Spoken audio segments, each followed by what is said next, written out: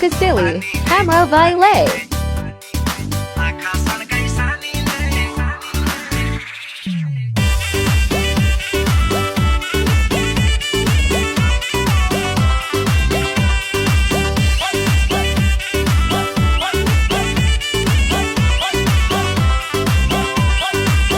एउटा हातले चुरोट ताने अर्को हातले बोतल एउटा हातले चुरोट ताने अर्को हातले बोतल पुलतैमा फसे म त धाउन थाले होटल बोतलको पानीले आँखा सर्काई सानीले इज्जत गयो पिउने